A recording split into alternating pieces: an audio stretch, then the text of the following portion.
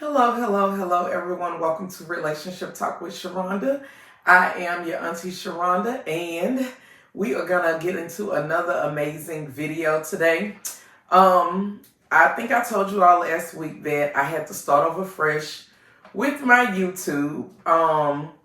And this morning I woke up and I made a decision to literally change my name on all of my platforms to Sharonda McKnight. I was like, at one point I felt like I needed to hold on to Parker because I have built so many business relationships. I've built a brand around it. I've built everything around Sharonda Parker because keep in mind, I have been Sharonda Parker longer than I have been Sharonda McKnight.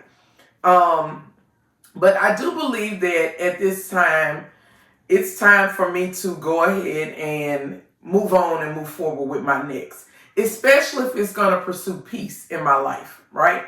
So my agenda is always follow the peace. And what God got for you, can't nobody get in the way of it anyway. So with that being said, on Facebook, I am not Sharonda McKnight Parker anymore. I am just Sharonda McKnight. I tried to change it on Instagram, but it said I had to wait 14 days because I changed it on Facebook. And I am Sharonda McKnight on YouTube as well. So with that being said, there was a trending topic on social media, and I tend to try to stay away from certain type of men, honestly, because what I have realized this go around, being in this world dating this time around, it is completely different than it was 25 years ago. Okay. And I think that that's what a lot of women my age that we have to start accepting that dating today is not like it was 25 years ago when we were coming out of high school. Okay. Keep in mind, these men, when we was coming out of high school, the influence that they had was their church. The influence they had was the men in their lives, the men in the communities, so on, their coaches. That was their influence, okay? Today, when you're talking to men, not only do they have all of those influences, but they also have the influence of social media, right? And the thing about people is sometimes they have what I like to call is itchy ears, and they tend to want to hear what they feel like the message is going to be beneficial to them. And what I'm observing today is the role that God has intended for men, those men do not want that role today. They are literally rejecting that role. There was a man, and he was on my page and very vocal, and he said that marriage does not benefit men. Okay, that may be your truth and that may be your reality. But the thing is, that's not my truth and it's not my reality. Why? Because I come from a family where people were married and they were married for long periods of time. They built beautiful lives together. They were able to send their kids to college. They were able to make sure that all of their kids had a vehicle. They were able to pay off homes, vehicles, have land, be able to do for their grandkids, literally be able to live a life and have a legacy and vacation and do all of the other things that people do in life. I've seen this in my own family, but again, my background is a family that has been people that have been married, great aunts married, my grandparents married. All I saw was married, and you notice that I didn't say my parents because my parents are no longer here, and I lost my parents at a young age, right? So, but all I have seen is marriage and people building, right? And this is how I know that, because, he said marriage does not benefit men. My Bible tells me, because y'all know, regardless of what I do for a living, I always tell you all that I'm a faith-based teacher. I always tell you that. My Bible tells me, Proverbs 18:22. I want to say that's what it is. I want to say 18:22. Don't quote me on it, but I want to say it's Proverbs 18:22. A man that finds a wife finds a good thing, and he obtains the favor of the Lord. What that lets me know is When people come together under a covenant, regardless if it's a state marriage, regardless if it's a marriage contract, regardless if it's a commitment ceremony, regardless of what it is, when they come together under a covenant, right? Meaning under a covenant with God, right? That couple, that man, that union obtains favor. What is favor? Favor is when a lot of times it's linked almost like to grace. You getting things that you necessarily didn't work for, didn't deserve, but guess what? You're getting blessed with it anyway. Right? Meaning that I know for a fact, I have been a wife for a very long time. I'm not currently married. But when I was married, everything that I touched, it multiplied. Anything that my ex-husband gave me, it multiplied. I was a good steward over everything that was given to me. If it was put in my hands, I was a good steward over it. I understood the responsibility that came along with it. I understood how important it was for me to do the right thing. Right?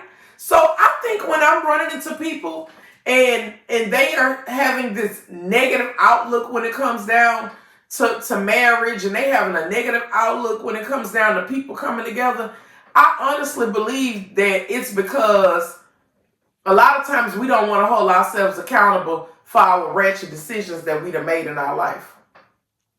For example, boy meets girl. Boy don't know nothing about girl. Boy and girl have an intimate relationship. Girl gets pregnant. Now boy has a baby for a girl that he barely even knows. Now he realizes that guess what? He didn't necessarily pick the cream of the crop. He picked the bottom of the barrel. And now you over there and you got a already made family with somebody that's the bottom of the barrel. Or either boy, you may be the bottom of the barrel. Either way it goes, y'all came together and this wasn't nothing that was planned. Most people that have children, they ain't planning their kids. Most people that I know that have kids with people, they kids wasn't planned, especially people that, I understand married people having babies, because when married people come together, you know, you building, you know, you being fruitful and multiplying. So I completely understand that. But people that are having babies outside of that, most times they're not planning babies. They're not saying that I want you to be the mother of my child. I want you to be the father of my child. Most times that conversation is not happening. Most times people get together, they fucking, and here comes baby. Now I got a baby and I'm being forced to be responsible for this child, meaning that I got a baby and now I'm forced to be responsible, meaning that I'm doing things when I want to do it, when I feel like doing it. I'm half-ass doing it. It's not coming from a place of good intentions. Keep in mind, this is the same person that don't believe that marriage is beneficial. So my thing is, if you don't believe that's beneficial, I don't think you believe that family is beneficial, children is beneficial. You know, all these other things that God gives us an order for a reason, right? So that we don't have a wretched ass outcomes. So if you ain't believing that marriage is beneficial, I can't see you believing that just having children for random people is beneficial. And a lot of times you're being forced to take care of children. You're doing it how you want to do it. And then the end result is you're getting put on child support. And then the state is making you do it. And now you bitter. And now everything that comes out of your mouth is bitter because you're being forced to take care of a responsibility that you really didn't want. See, when I hear men talk like that, it lets me know a lot of times that those men are very selfish. Right? It lets me know that a lot of times those men that are speaking like that, a lot of times there's a scarcity mentality. They're so selfish because a lot of times they grew up with lack. They grew up with not enough. So there's a scarcity mentality. They're not giving people. They're not loving people. So ladies, when you see men and you hear them talking like that, go in the other direction. Go pop your pussy somewhere else. You don't need that in your life. You don't need that type of negativity in your life because it ain't going nowhere.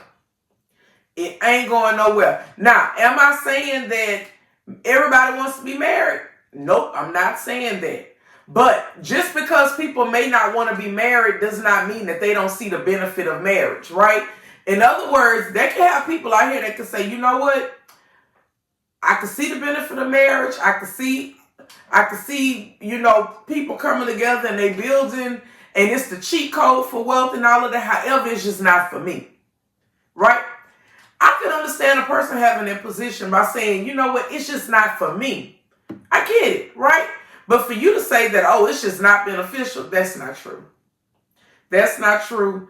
And ladies, I urge you to start finding out, get these men value systems. Find out what they value in life. Find out what's important to them in life. Because when you start talking to them and they start speaking all of that foolishness, you need to know that, you know what, if you giving it to them, you giving it to them at your own risk. Them type of people don't love nothing outside of themselves. They ain't trying to build nothing outside of themselves. It's a certain selfishness with that. It's a lot of bitterness that come along with that. All I'm going to tell you is the best thing you can do is let that go. Go in a whole nother direction from it. Okay? So, that's going to wrap me up on that, y'all. I hope you all have a lovely, lovely day. Make sure you like, share, and subscribe. Be blessed.